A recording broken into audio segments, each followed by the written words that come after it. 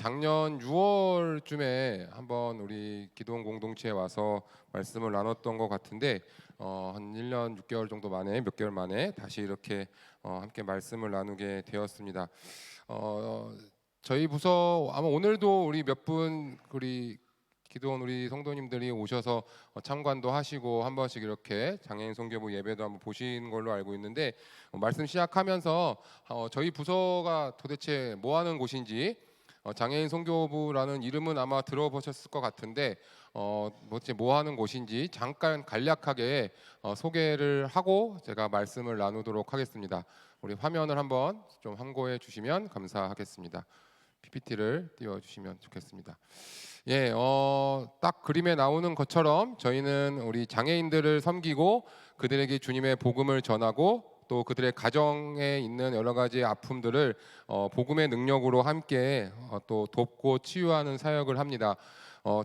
아시는 것처럼 장애는 되게 여러 종류의 장애가 있는데요. 저희 선교부에서는 발달 장애인들, 그다음에 청각 장애인들 두 부류의 장애인들을 섬깁니다. 그 외에 우리 지체 장애인들이나 여러 가지 분들은 일반 그 공동체에서도 충분히 함께 이렇게 섬김과 양육을 받으실 수 있기 때문에 저희는 좀 특별한 좀 교육과 또 특별한 섬김이 필요한 부서 분들을 섬기고 있습니다. 한번 넘겨주시면 저희 교회가 아시는 것처럼 78년도에 생겨났고요.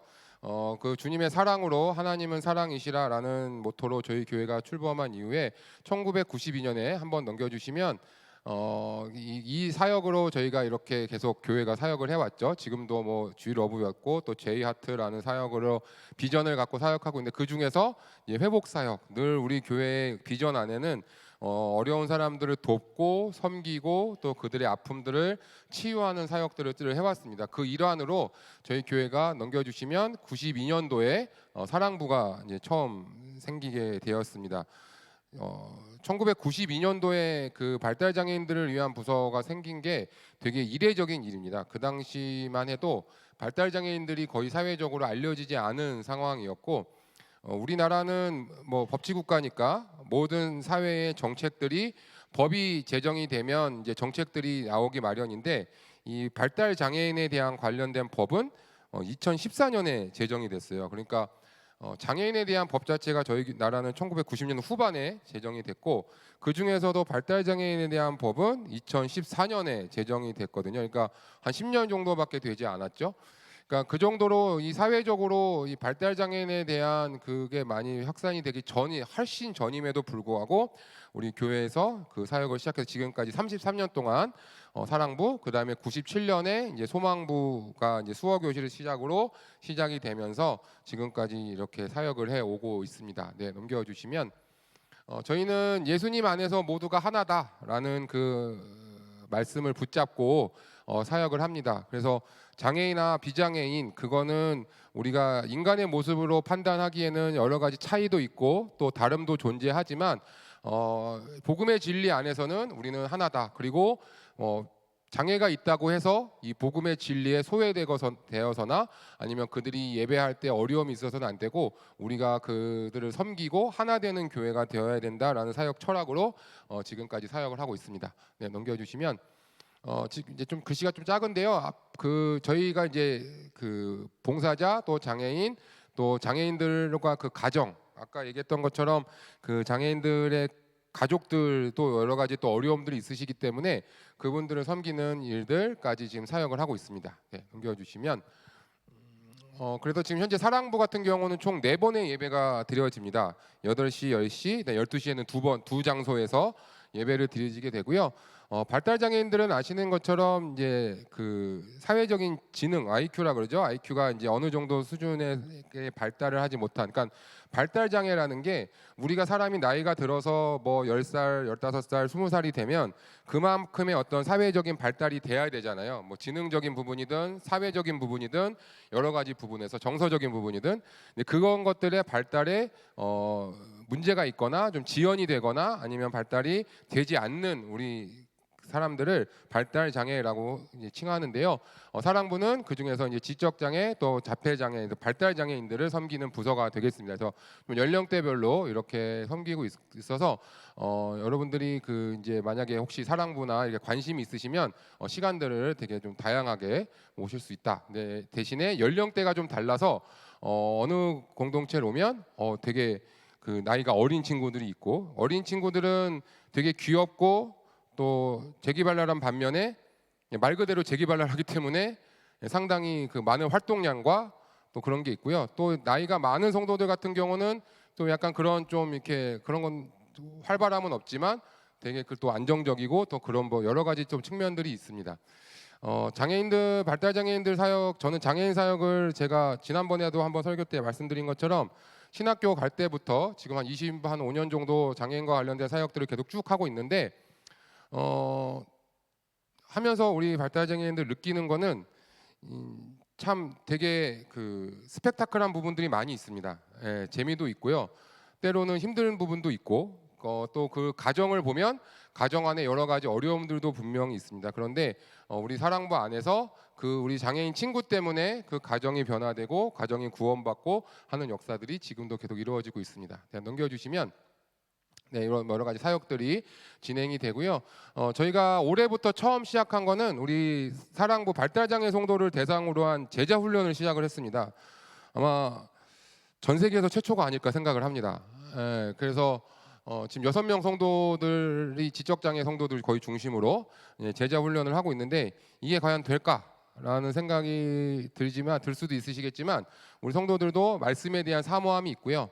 그리고 섬김에 대한 어떤 소명도 있습니다. 그래서 자기 나름대로 되게 열심히 지금 섬기고 있고요.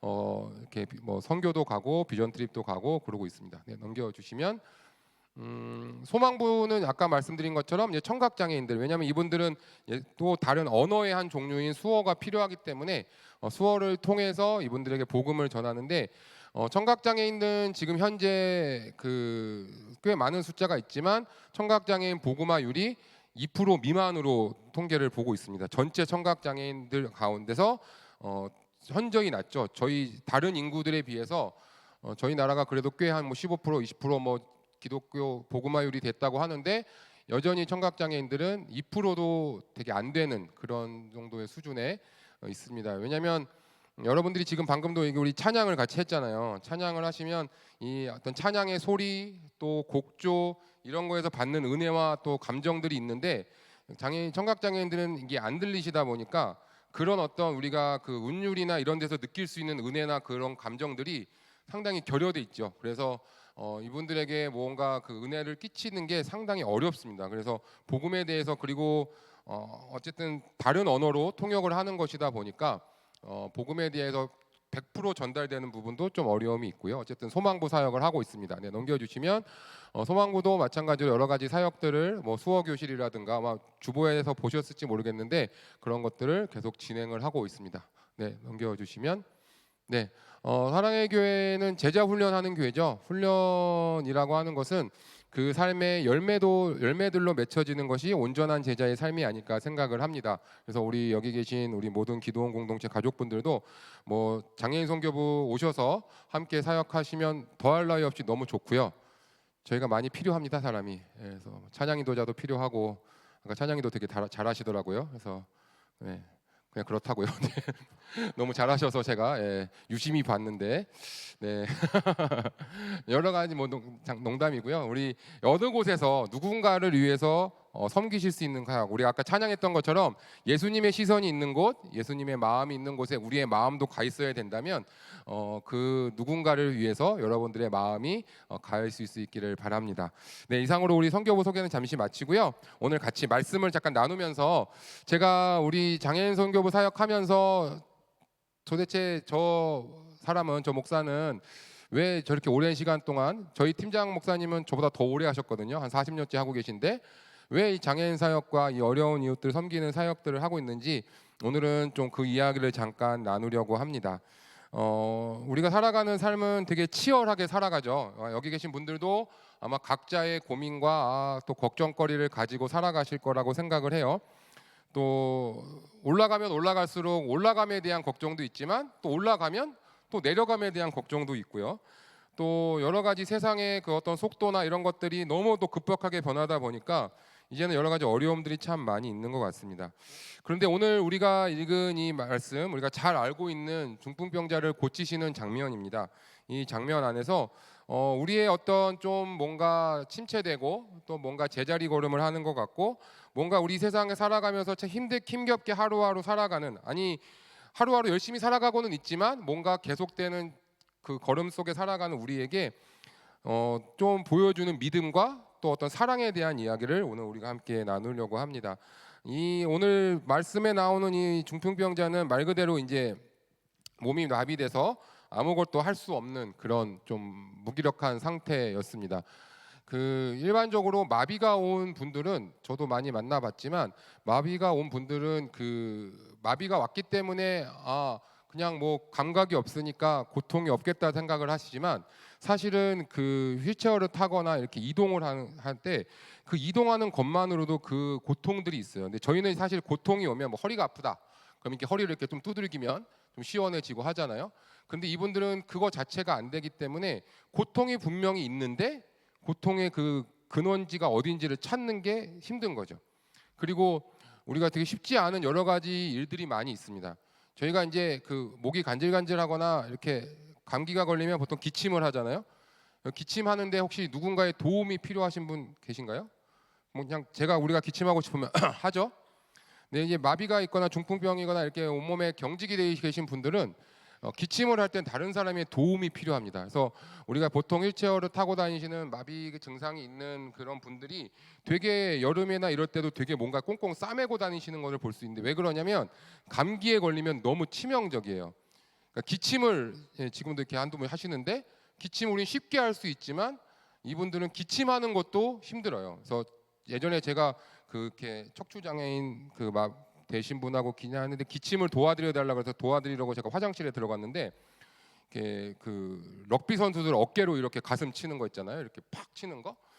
그거를 쳐드려야 돼요. 치면 그 여기에 있는 그 약간 뭐 이렇게 균이나 이런 게 나와야 되잖아요. 그거를 제가 어깨로 가슴을 팍 때려드리면 그때 하면서 이렇게 나와야 되는데 올리지를 못하니까 제가 그걸 쳐드리는 거예요. 그래서 제가 그걸 30분 동안 쳐드린 적이 있어요. 그분도 땀범벅이 되고 저도 땀범벅이 되고 그래서 한 번 30분 만에 시원한 기침을 이게 나오신 거죠. 그 바깥으로 이 답답했던 게. 그러니까 그 정도로 힘든 상황이에요. 그러니까 이게 이 몸이 마비가 되어서 이렇게 아무것도 할 수 없다라는 게 그냥 가만히 있는 존재라고 생각할 수 있지만 그들의 삶 자체가 엄청나게 고통스럽고 힘듦의 연속이라는 거죠. 누군가의 도움이 필요한. 오늘 그가 누워있던 자리 그 상이라고 우리나라에는 번역이 되어 있고요. 영어 번역에 보니까 매트라고 되어 있더라고요. 어쨌든 이 그 매트가 그의 삶의 전부죠. 거기에서 거의 아마 이 당시에는 더 움직이지 못했을 거고 지금처럼 뭐 휠체어나 리프트나 이런 게 있는 것도 아니니까 아마 거기서 그냥 하루 종일 생활을 하는 그런 상황이었을 겁니다. 이 사람의 모습을 이렇게 보면서 가끔 제 모습을 한번 돌아볼 때가 있어요. 제가 영적으로 저도 목사지만 사람이기 때문에 영적으로 침체되거나 또 뭔가 제가 여러 가지 일들 때문에 마음이 무너지고 또 힘든 일이 있을 때에 과연 나는 하나님 앞에서 지금 열심히 살아가고 있는데 목사니까 열심히 교회에 나가고 있고 열심히 예배하고 열심히 찬양하고 심지어 말씀을 전하고 누군가에게 말씀으로 권면하고 위로하는 일을 끊임없이 하고 있지만 어느 날 보면 내 영적인 상태는 여전히 이 매트 위에 그냥 놓여져 있는 것과 같은 그런 느낌을 받을 새가 있습니다. 진짜 아무것도 할 수 없을 것 같은 생각이에요. 그럼 그때마다 생각을 해요. 일이 너무 많다. 너무 뭐 교회 행사가 많다. 아니면 뭐가 있다. 외부의 환경적인 거에서 원인을 찾았던 것 같아요. 우리도 여러분도 아마 비슷한 생각들을 들 때가 있으시지 않을까 생각을 합니다. 일이 너무 많아서 기도할 시간이 없어요. 내가 너무 지쳐서 말씀 읽고 할 시간이 없어요. 내 삶에 여러 가지 문제들이 있어서 이게 해결되면 저 믿음도 조금 더 올라갈 것 같아요 라는 여러 가지 생각들. 자, 그런데 예수님께 나아가기 위해서 이 중풍병자에게 필요했던 것은 그 자신의 힘이 아니라 누군가 나를 들어줄 것이라고 하는 그 믿음이 필요했고요. 그리고 나를 누군가 들어줄 친구를 찾아 나서는 용기가 이에게는 필요했습니다. 예수님 주변에는 오늘 인산인해로 사람들이 이루고 있습니다. 이 네 명의 친구는 이 그 중풍병자 한 사람을 위해서 용기를 내었고 그를 메고 그들과 함께 나옵니다. 이 네 명의 사람을 들고 간다는 것 자체가 사실은 쉬운 일은 절대로 아니죠.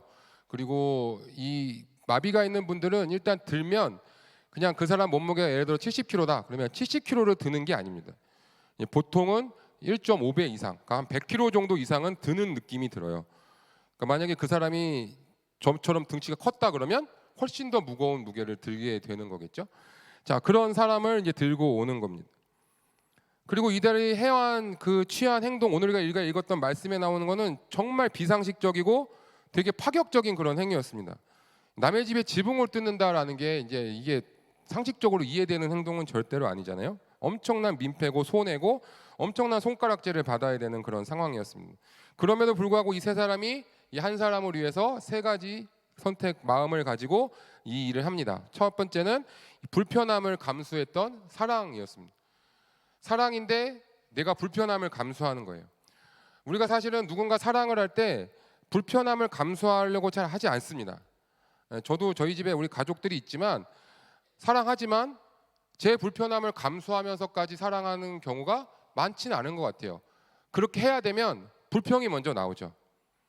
불평이 먼저 나오고 원망이 되긴 합니다. 그런데 이 지붕을 뜯는다라는 것은 전체적인 육체적 수고, 정신적인 피로, 그 다음에 뭐 이렇게 하는 거에 되게 좀 어려운 그런 상황이었습니다. 그럼에도 불구하고 자기 문제도 아니고 이 사람 문제인데 이 사람 문제를 내 문제처럼 갖고 와가지고 내 문제인 양 이 불편함을 감수해내는 수고와 사랑이 이들에게 있었다라는 것이죠. 두 번째는 뭐냐면 이 체면을 내려놓는 용기였습니다.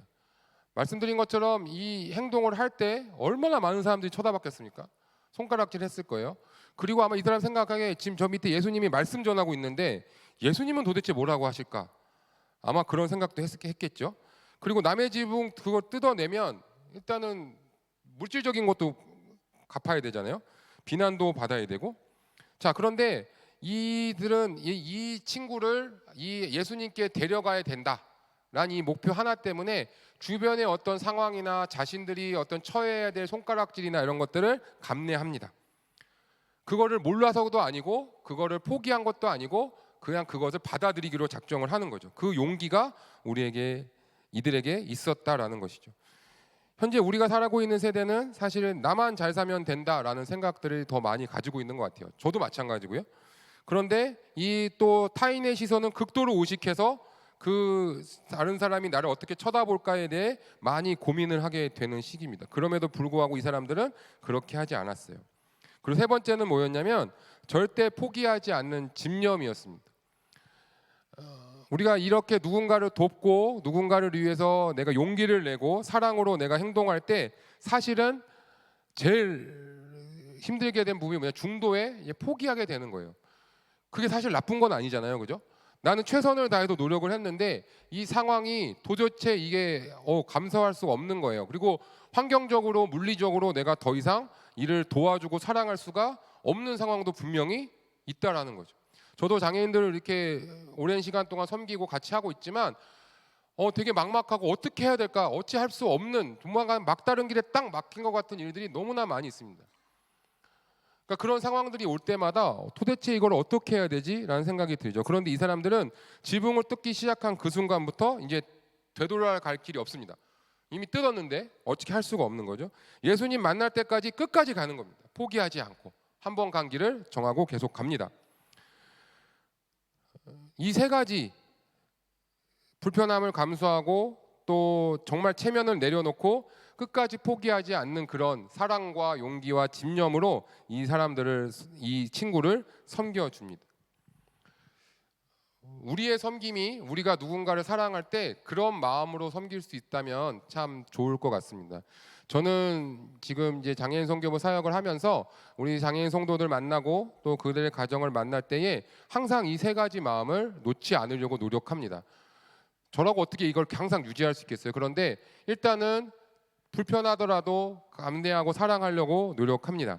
제가 장애인 선교부 이게 그 사랑부 와서 사역한 게 지금 7년째고 그 전에 또 다른 교회들도 그런 사역을 했는데 제가 지금까지 사역하면서 요새 뭐 그 유튜브 그런 거 보니까 뭐 어떤 일을 했을 때 뭐 몇 회 뭐 이런 뭐 그런 게 있더라고요. 보니까 제가 그걸 생각해봤어요. 지금까지 와서 내가 망가진 안경이 몇 개던가, 제가 부러진 안경만 한 6, 7개는 되는 것 같아요. 그래서 전 안경을 절대 비싼 걸 하지 않습니다. 언제든 부러질 수 있다라는 생각을 가지고 있어요. 이 말을 제가 할까 말까 고민을 많이 했어요. 이 말을 하면 여러분들이 안경 쓰신 분들은 안 오시거나 사랑부는 무서운 곳이구나. 저 등치 큰 목사님도 안경이 부러진다는데 나는 가면은 큰일 나겠구나 이런 생각하실까봐 하지 말까 했는데 어쨌든 그럼에도 불구하고 했습니다. 제가 넥타이를 메고 보통 주일날 사역을 하니까 지금까지 넥타이가 한 열댓 개는 찢어졌던 것 같아요. 그런 일들이 있었습니다. 심지어는 제가 어떤 저희 교회 사랑부 애들은 다른 어떤 기억에 있는 친구들보다 훨씬 되게 교육도 잘 받고 되게 안정적이고 문제 행동을 많이 일으키지 않습니다. 걱정하지 마시고 예전에 제가 사역할 때는 그 사역하던 교회는 조금 그런 친구들이 있어서 제가 막 맞기도 하고 막 그런 여러 가지 일들이 있었어요.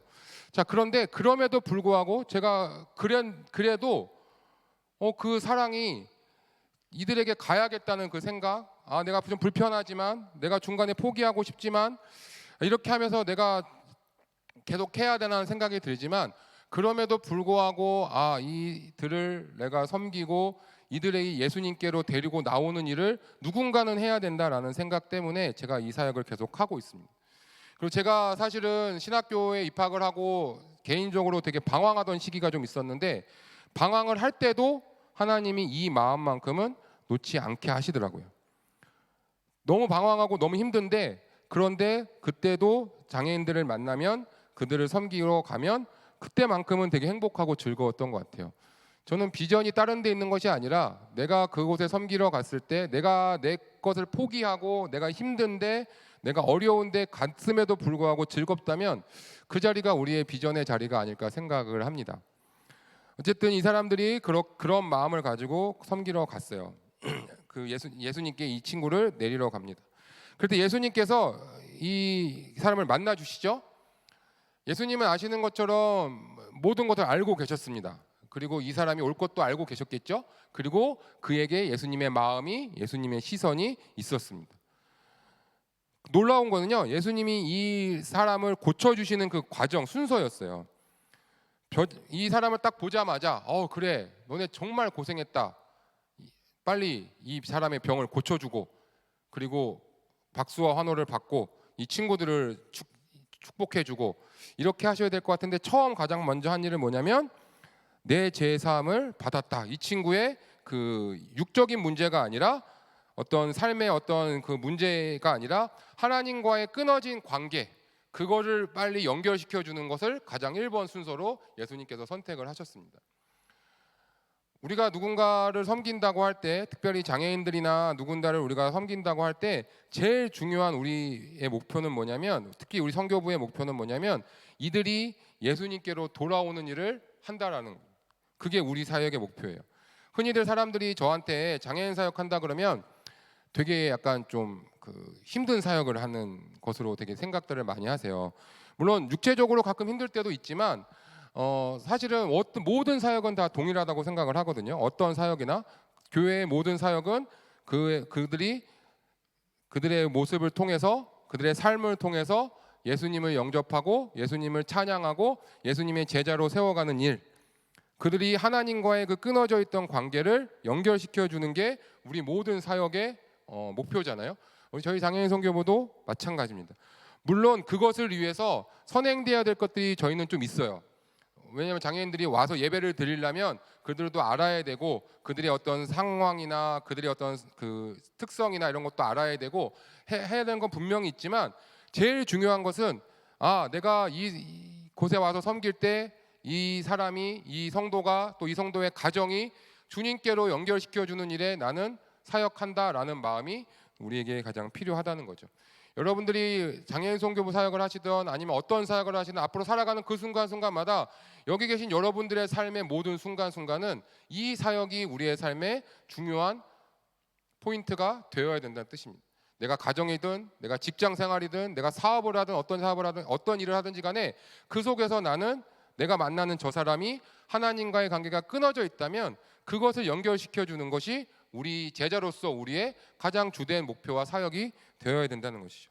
예수님은 그것을 위해서 이 사람의 그 죄 사함을 통한 정체성의 회복을 먼저 주십니다.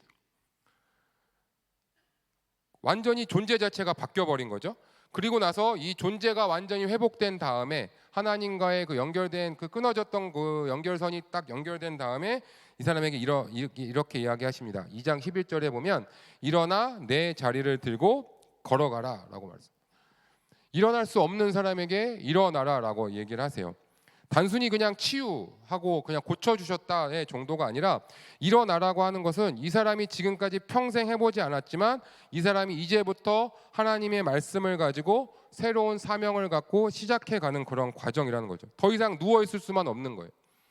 저와 여러분이 만약에 우리의 삶에 현재 우리의 어떤 매트에 우리의 어떤 침상에 여전히 우리가 누워있고 나는 바쁘게는 살아가고 있는데 내 영적인 상태가 여전히 그곳에 누워있다면 오늘 이 시간에 다시 한번 주님의 명령을 듣고 다시 우리가 영적으로 깨어 일어날 수 있는 새로운 사명을 향해 비상에 갈 수 있는 여러분과 제가 되기를 간절히 소망합니다. 그렇게 예수님이 선포하고 계세요. 그 예수님의 은혜를 입으셔서 이제 얘기하시죠. 그다음에 또 두 번째는 뭐냐면 내 자리를 들고 가라는 거예요. 아니 이 매트를 이 침상을 뭐하러 들고 가라고 하시는지 그죠? 아마 이 사람이 보기에는 진짜 꼴도 보기 싫을 텐데 나의 어떤 가장 약점이었고 내가 어떻게 보면 치부라고 할 수도 있고 내가 지금까지 나를 억누르던 어떤 벽과 같은 그런 것들을 주님은 뭐하러 들고 가라고 하실까요? 왜 그것을 들고 그렇게 가라 하실까요?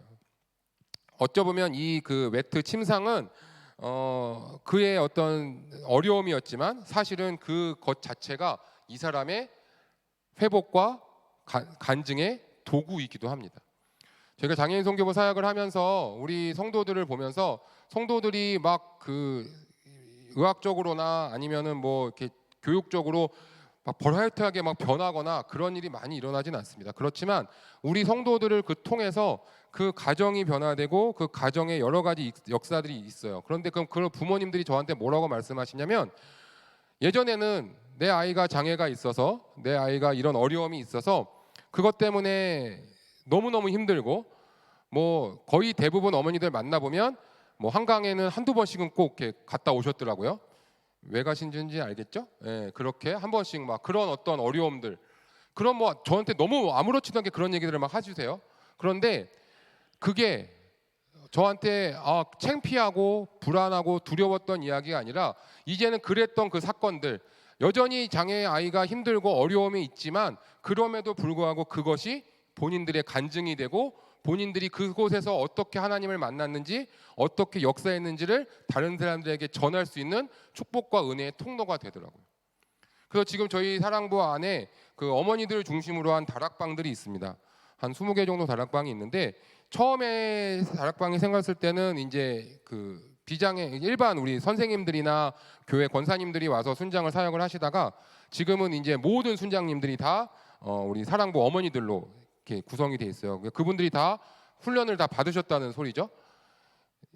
훈련을 받으신 분들은 받아보셨으면 아시겠지만 훈련 받는 게 되게 힘들잖아요. 그런데 장애 아이를 두고 그걸 하는 게 쉽지 않은데 내가 받은 은혜들이 너무 크다 보니까 그 모든 것들을 다 오픈하고 내가 오히려 나가서 그 훈련을 합니다. 그리고 나중에 제가 그 훈련하시던 목사님들 얘기를 나중에 들어보면 그분 때문에 우리 그 반 전체가 다 은혜 받고 반에서 흔들리던 분들이 그 집사님을 보면서 마음을 다잡고 막 어려워하신 분들이 그 집사님의 모습을 보면서 회복하고 그런 경험들이 거의 대부분 반들에 있더라고요. 그러니까 사회적으로 정말 힘들고 어려운 분인데 그 매트, 그 침상, 그 자기의 상처, 아픔들을 그냥 다 외면하고 버려버리는 게 아니라 그것을 가지고 내가 주님 앞에 나아가서 내가 사역에 나갈 때 오히려 주님은 그것을 가지고 진정한 하나님의 역사를 보여주시는 도구로 사용하시더라라는 말씀입니다. 우리 사랑하는 기도원 공동체의 모든 우리 가족들이 혹시 개인적으로 삶에 지금 여러 가지 상황들이 있고 어려움이 있으신 분들이 있다면 오늘 다시 일어나 나갈 때 내 삶에 있던 어려움들, 아픔들 그냥 숨겨버리고 여기다 꼭꼭 싸매놓고 그게 아니라 오히려 그것들이 하나님의 도구로 사용되어질 수 있기를 간절히 소망합니다. 나를 통해서 나의 약점이었고 나의 아픔이었지만 그것을 통해서 누군가는 위로받고 누군가가 주님께로 돌아올 수 있다면 기꺼이 주님 앞에 들고 나아갈 수 있는 저와 여러분 되었으면 참 좋겠습니다. 이 사람은 일상으로 이제 돌아갑니다. 하나님은 지금 오늘 우리에게도 이 어쩌면 지붕을 뜯는 이 믿음, 말도 안 되는 것 같은, 불가능할 것 같은 정말 창피하고 그런 일들, 이 믿음을 우리에게 요청하고 계십니다. 하나님의 뜻이라면 내가 어떠한 장애물도 상관없다라는 선포와도 같은 이야기입니다. 저와 여러분이 앞으로 살아가는 순간순간 어디서 무슨 일을 할지 제가 다 알 수는 없지만 여러분의 삶의 그 현장 가운데서 하나님의 뜻이라면 그 어떠한 장애물도 뛰어넘을 수 있는, 그것도 뜯어낼 수 있는 믿음이 저와 여러분 가운데 있기를 바랍니다. 그리고 그곳에서 만나는 그 사람에게 주님의 복음을 전할 수 있는 복음의 통로가 되기를 바라고 그에게 그의 어려움과 아픔들을 함께 품어줄 수 있는 그런 은혜가 있기를 간절히 소망합니다. 우리가 아무리 힘든 삶을 산다고 할지라도 또 아무리 어려운 삶에 있다 할지라도 우리는 절대 혼자가 아니라는 거죠. 우리 곁에는 우리를 위한 동역자가 있고요. 우리를 위해 자신의 생명을 내어주신 예수 그리스도가 계시다는 것. 지붕을 뜯는 그거를 그냥 그 수고를 헛되이 보지 않으시는 하나님 아버지가 우리와 늘 함께 하십니다. 이제 우리 사랑하는 기도원 공동체 여러분들의 차례가 아닐까 생각을 합니다. 여러분들의 삶 개인적으로 여전히 내가 어떤 침상과 매트 위에 누워 있다면 다시 한번 그 나의 지붕을 뚫고 예수님께 내려갈 수 있는 용기를 얻는 그런 시간 되길 바랍니다. 그리고 그 매트 위에서 그냥 여전히 나오지 못하고 있는 내 주변에 있는 다른 이웃들, 내 가족일 수도 있고 내 직장 동료일 수도 있고 내 친구일 수도 있고, 오늘 저는 여러분들에게 그 대상 중에 한 분인 장애인들을 소개하러 왔지만 여러분들 주변에 있는 누군가 그에게 여러분들이 그 4명의 친구가 되어 주셨으면 좋겠습니다. 그래서 여러분들이 먼저 주님 앞에 그렇게 믿음으로 나아가고 그 친구를 들쳐업고 불편해도 사랑하는 마음으로, 그리고 체면 같은 거 신경 쓰지 않은 어떤 용기를 가지고 끝까지 포기하지 않는 그런 어떤 집념을 가지고 그들을 섬겨 주실 때 여러분도 그 가운데 은혜 받고 그 사람도 여러분을 통해서 주님께로 돌아오고 회복되어지는 그런 역사가 있을 거라 생각합니다. 장애인 선교부라고 이름을 하니까 좀 약간 되게 부담스럽고 특별한 소명을 받은 사람들이 해야 될 것 같다라는 생각들을 하시는 분들도 있는 것 같아요. 그런데 사실은 이 내 친구의 이 사랑이 가장 실체적이고 가장 잘 드러나고 있는 사역의 현장이 아닐까 생각을 합니다. 불편함을 감수해야 되고요, 또 지켜줘야 되고 중간에 포기하기도 참 쉽지 않습니다. 내가 포기하면 이 친구는 또 누군가에게 또 맡겨져야 되겠고 또 그런 방황할 수도 있고 하는 그런 여러 가지 어려움들이 있으니까요. 혹시 우리 여기 계신 분들이 아까 제가 농담 반 진담 반으로 말씀드린 것처럼 저희 부서 오셔서 같이 하셔도 너무 감사하겠지만 그게 아니더라도 여러분들 주변에 있는 사람들을 위해서 특별히 또한 저는 이제 장애인 선교부 목사니까 혹시 여러분들 주변에 또 여러 가지 소외되고 또 어려운 이웃들, 특별히 육체적으로 장애를 갖고 있거나 어려움이 당한 분들이 있다면 지금까지는 그냥 그런가 보다 하고 넘어가셨다면 이제는 그분들을 위해 기도해 주시면서 그 4명의 친구, 4번째 친구가 되어 주시기를 간절히 소망합니다. 저희 부서와 함께하면 그거는 너무 좋겠지만 그게 아니더라도 상관없습니다. 여러분들이 오늘 제 말씀을 나누고 듣고 하면서 여러분들 마음속에 앞으로 살아가시는 순간순간 여러분들이 그냥 지나쳐 갔던 우리 아파트 단지에 있는, 아니면 우리 옆집에 사는, 우리 직장에 그 회사에 있던 지나가는 장애인이라 할지라도 그를 한 번 더 쳐다봐주고 그를 위해 기도해 주시고 또 그들을 갈 수 있다면 그들을 주님께로 데려오는 일에 조금이라도 도움이 되실 수 있다면 여러분들은 그 자리에 계셔서 여러분들이 바로 장애인 선교의 선교사가 되어 주신다라는 생각이 갖고 있습니다. 그런 마음으로 이렇게 앞으로 여러분의 삶에 살아가셨으면 참 좋겠습니다. 우리 이 행동하는 것 쉽지 않은 것 저도 알고 있습니다.